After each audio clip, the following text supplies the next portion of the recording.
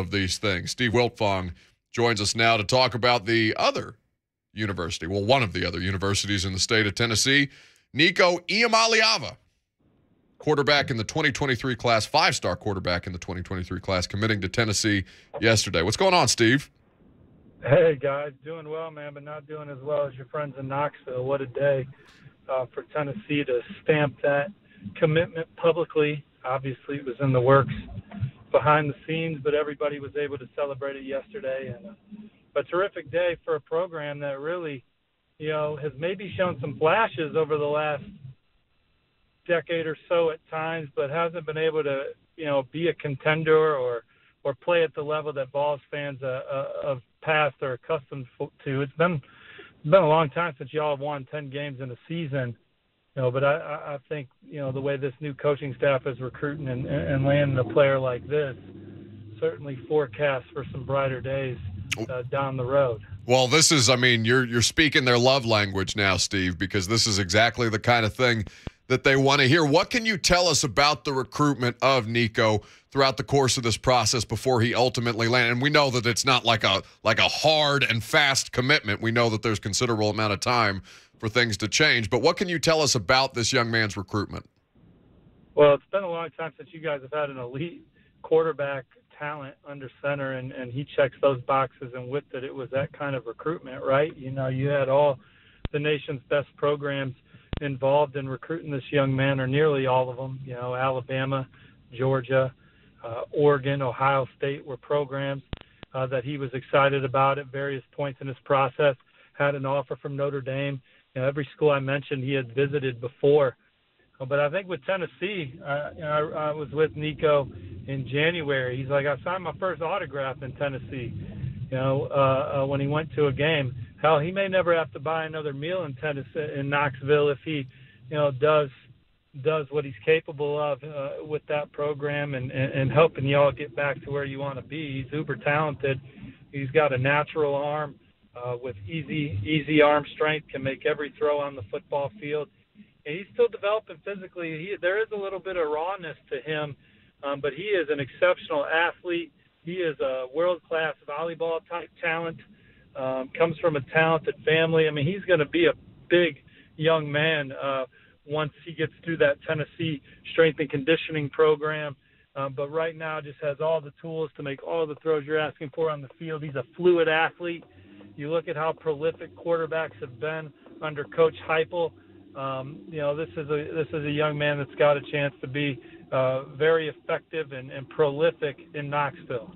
Steve Wiltfong of 247 Sports is with us here on 104.5 The Zone. We're talking about the commitment of five-star quarterback prospect Nico Iamaleava to the University of Tennessee yesterday. So the comps are out there, Steve, and I don't know how much you traffic in them, but if you had to do a player comp for Nico, who does he kind of project as based on college football players past?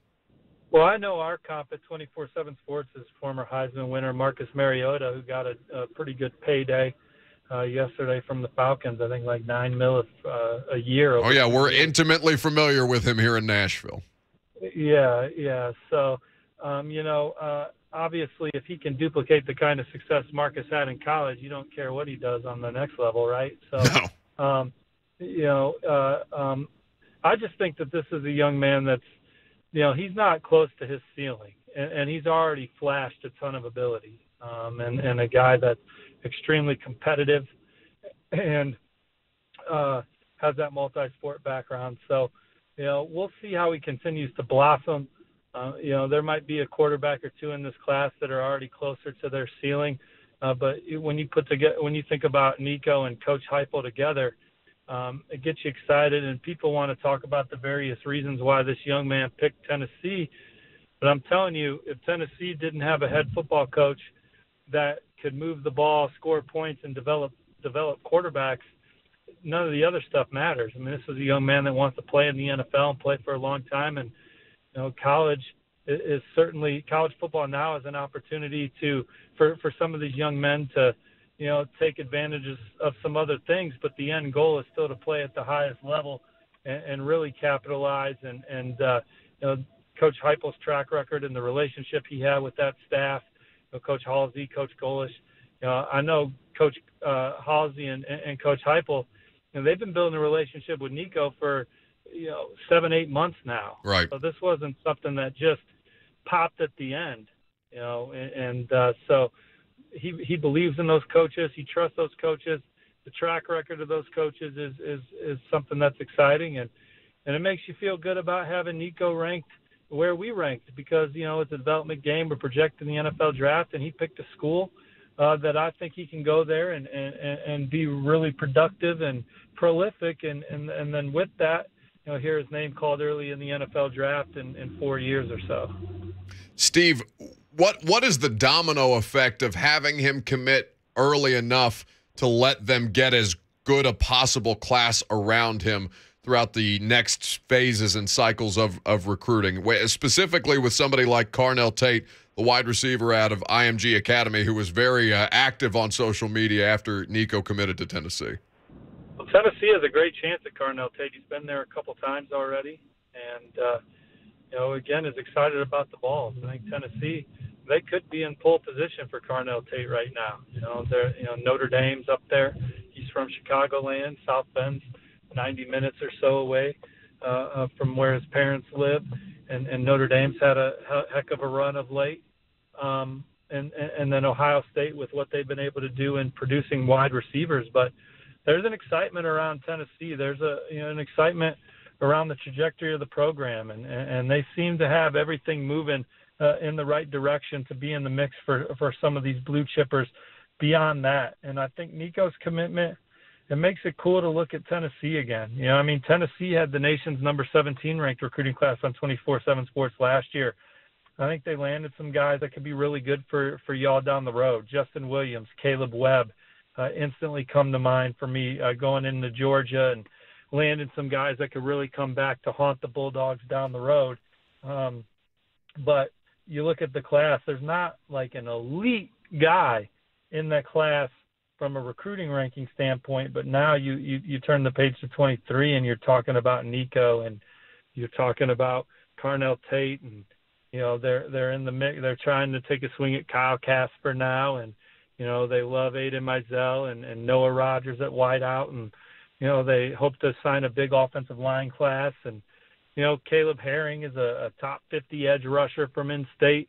That's would be an exciting pickup as well. They just seem to be in on some more exciting players, and anytime you have a bell cow like Nico trumpeting your class, it gives you another inch on the trail, and you never know how those inches are going to add up when it comes time for a young man to make his college decision. Steve Wiltfong of 247 Sports is here with us on 104.5 The Zone. He's the director of recruiting at SWiltfong247 is where you can follow him on socials. I mean, my EP Lucas went to the University of Tennessee. He's glowing back there based on all of the things that you're saying about his program. Steve, he needs a cigarette throughout the course of this interview. It's been my man.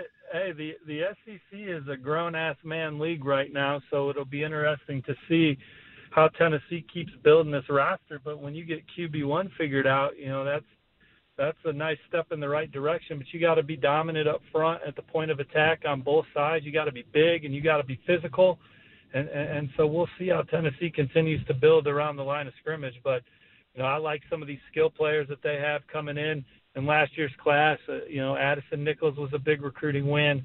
And then, guys like Caleb Herring and those guys in the fold this cycle, to go alongside the Tyree West of the world last year, you're excited about your program trajectory as a whole. Last one for you, Steve.